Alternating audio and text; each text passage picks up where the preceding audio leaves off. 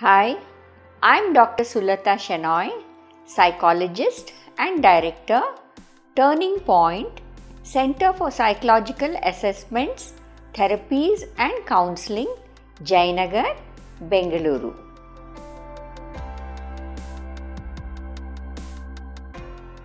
Autism is a fairly recent diagnosis, and we are increasingly finding a large number of people being diagnosed with autism.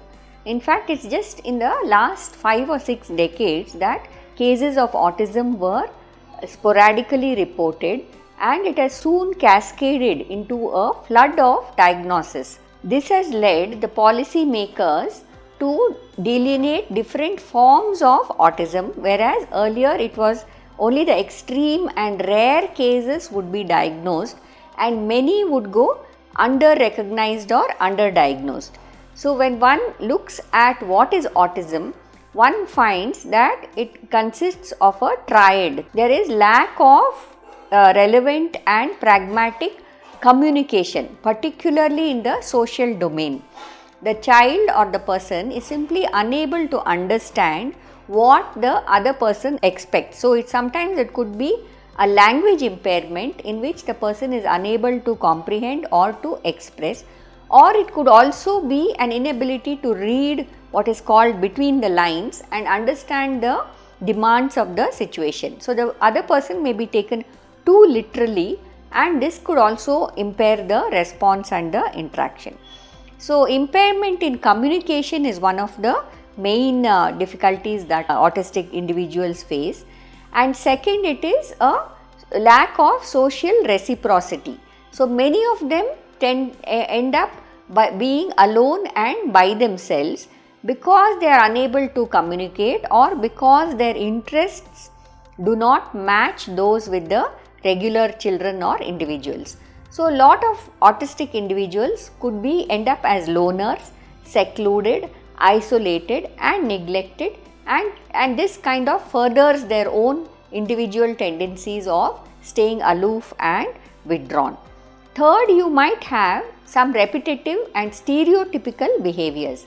In small children, one would see them spinning themselves, spinning objects, looking from the side of the eyes, fascination with shadows, fascination with images, and atypical play behaviors. That is, the child doesn't take part in toys and objects which normal children would regularly be doing, but would be having a fascination for something else like a shampoo bottle or playing with excessively with water and such like, or with vehicles, looking at the wheels of the vehicles, rotating objects, etc. So, there is a definite and certain specific restriction of the repertoire of behaviors that an autistic individual would be exhibiting, and this often exists throughout the lifespan in various other ways. Now, what is Asperger syndrome? It is thought to be a milder variant of autism and was initially included as one of the autism spectrum disorders.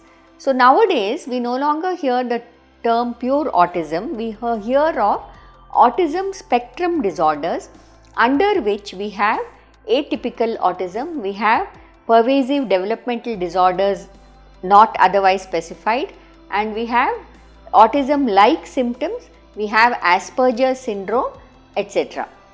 Recently, 2013, Asperger's was removed from the list of autistic disorders because it was felt that these people, being high functioning and also being able to hold their own in society, no longer needed the stigma of having a psychiatric diagnostic label on them, but were very well able to manage their own lives. Now, what is common between autism and Asperger's, one might wonder? In both these categories, the individuals would be exhibiting similar difficulties in, as I was telling about, language, social interaction and repetitive and repertoire of behaviors. However, in Asperger's syndrome, the frequency and the severity of symptoms may be very much less. So you would be having some kind of a weird or an oddball kind of a individual who would very often go undiagnosed with Asperger's, and throughout his or her lifespan may remain aloof, may remain with very specific interests, and may remain not actually interested in social communication. And one thing I would like to say is that with this advance of technology and social networking, and also the communication which has boomed over the last few years, people with Asperger's are more comfortable in dealing with behind the screen kind of people, because it doesn't they are not comfortable in dealing with real life people and situations. So this has led them to lead a fairly normal life, even though they may shun social interaction. So they may be a recluse, and many of us know one or two people who are like that, and we leave them to be the way they are because they hold responsible jobs, they are no nuisance to society, and they can very well take care of themselves. In autism, however, one may find there is language and cognitive impairment to the degree that the individual may need somebody to take care and also to monitor. So at the same time, the person may also need some kind of specialized jobs which the person would have to do, because the autistic individual is not able to hold a large number of jobs due to these impairments. So another very important distinguishing factor between autism and Asperger's is that in Asperger's syndrome, language development proceeds normally, but it is only when there is the child maybe grows up to about 4 or 5, then the parents and caretakers start noticing that the kind of language he uses may be very stereotypical, may be very stilted, may be very textbook like, and has no connection with reality, or he is going on rambling about something which the other person cannot connect with. In autism, the language may be the language is often delayed. So there is a speech delay, and this grows into an expressive and receptive language delay as the child grows up. Whatever the differences and similarities are, both autistic and Asperger's individuals need some form of intervention because they need to be accepted and integrated in mainstream society.